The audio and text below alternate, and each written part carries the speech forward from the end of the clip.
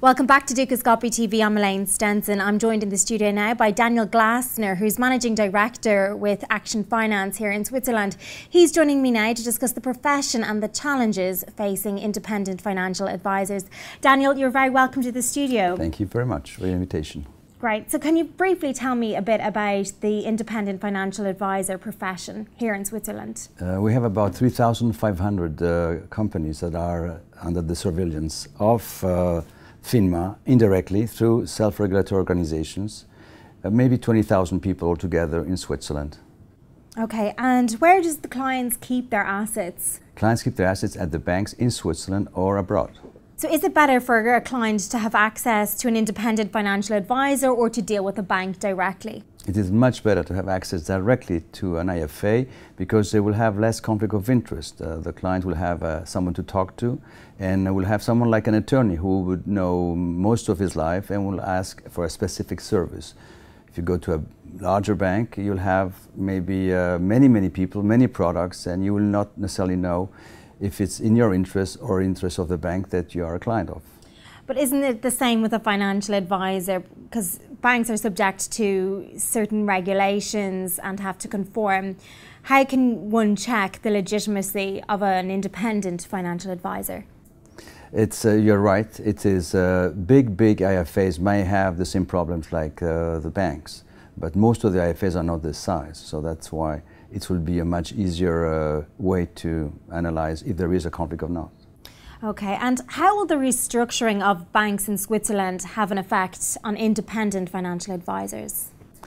The problem today is that some banks are losing clients. Those clients go abroad because they have regularized the tax situation. And so the banks are having less clients, and they may have to shrink the desks that they have directly for the IFAs.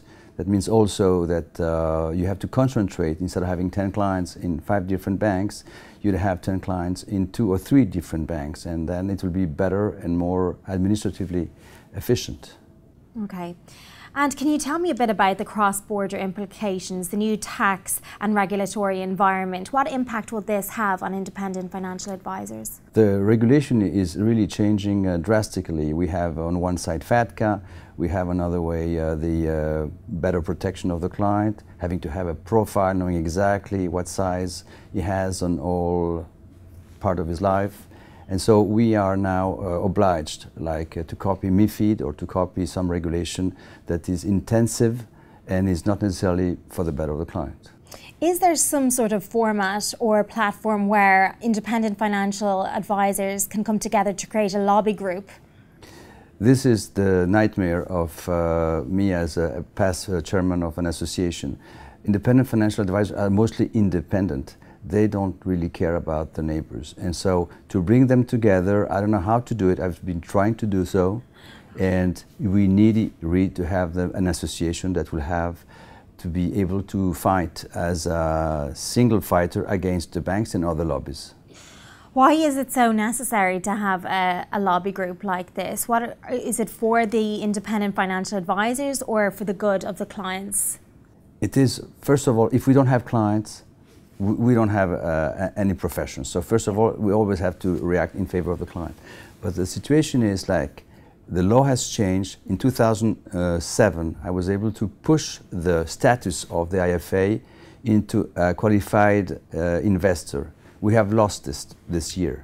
Okay. So that means that if the lobby of the financial advisor is not able to be created, then this kind of situation will continue and have a negative impact on the profession. Okay, and how is the profession changing? What's your forecast for the future? The profession is going to shrink, yes, to restructure and to grow again. As long as you make, let's say, the really good service for the client, you make only profits and no losses, then you will be better off. Daniel Glasner from Action Finance, thank you very much for joining us today. Thank you very much. And that's all we have time for now, but do check back later for further updates and interviews from the Dukascopy TV team. Bye for now.